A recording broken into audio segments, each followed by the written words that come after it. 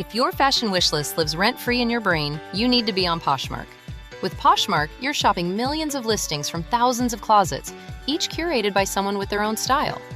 Vintage finds, designer pieces, and everyday staples all in one place. Search for your favorites or let the discovery come to you.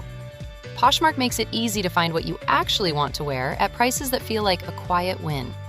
Download the Poshmark app today and use code PODCAST10 when you sign up to get $10 off your first purchase. 911, what's the nature of your emergency?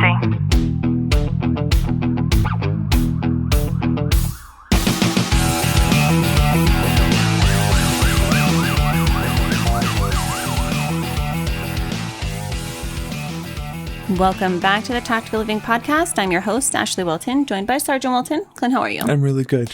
Something I have been seeing a lot, and I mean 3 times in the last week, is when I go to our police, fire, military, and families Facebook group, and you open up Facebook, and the first thing you see is something, right? Like whatever Facebook deems to be important to you. And 3 times in this past week, I have seen anonymously posted females inside, sorry, that's our puppy, inside of these female police wife Facebook groups saying, you know, I never signed up to be married to a cop. And I think that's something that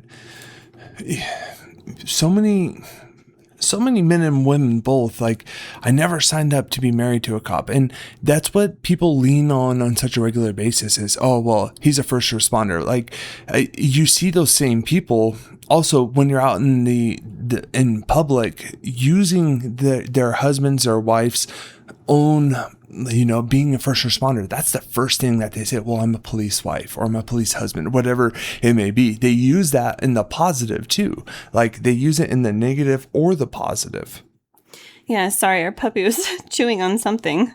He's teething right now, and for some reason, instead of his little rope, he wants to chew on all things carpet and couch right now. You know, and I want to play devil's advocate for a little bit, which is very hard for me to do in circumstances like this, because we talk a lot about females needing to take their own self-ownership and not identify as their husbands and so forth. But it is valid when I see that there's a lot of the times where looking at the person that they marry, they might no longer recognize them anymore. And I think one of the most disorienting realizations for a lot of first responders to have is looking in the mirror and then not fully recognizing themselves either. Yeah, I think especially with us as first responders, when we start only identifying as I'm a cop, I'm a police officer, I'm a sheriff's deputy, whatever it may be, like, our family's going to start, you know, using that same mindset and being so enthralled in it when you don't have any identity outside of the badge.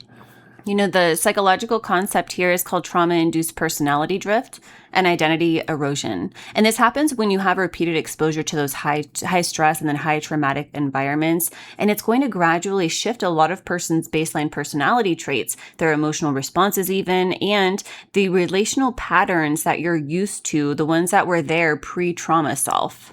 Yeah, when you start leaning into these habits and you know, identifying yourself as this is who I am, this is what I do, you're not able to get outside that box. Like I see guys on the regular, like they go out, they have this agenda in mind of this is what I'm going to do. And it's kind of funny to see, you have more of the senior people that they call themselves like, I'm so proactive. I'm such a hard worker. Laziness is not going out and doing XYZ. You fill in the blank here. But in all reality, it's a double-edged sword, because I could go out and say, I'm handling all these calls for service, I'm doing all this all the time. But then you see your partners who are going out and being proactive all the time, and that's all they're doing compared to actually handling what they're supposed to be doing. So you start, you know, drawing out of that savings account, you start filling into that, you know, you start emptying out that account, but you're not going home. You're only finding, okay, what can I do next proactively? Or you're texting your partners, you're saying, hey, we should go do this tomorrow when we both come into work. When you start building that relationship with your work and not identifying yourself only as the police officer, you start really, you know, not having that separation whatsoever.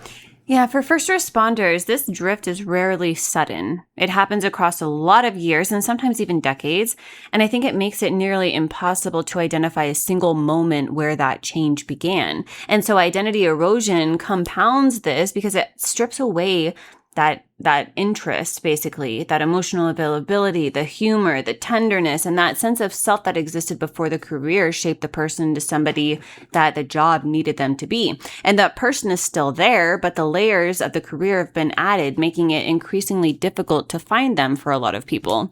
And I think for some people, this might look like things like a spouse describing to their partner that they're completely a different person, or maybe a parent. Clint, you've actually had your mom say that to you quite a few times. Yeah, when they start saying, "Oh, well, you're a completely different person," inevitably you are going to change. Like you will, as we grow up, we change. Unfortunately, like for me, I turned 23 when I joined the police academy. I worked for the state prisons before I even became a cop.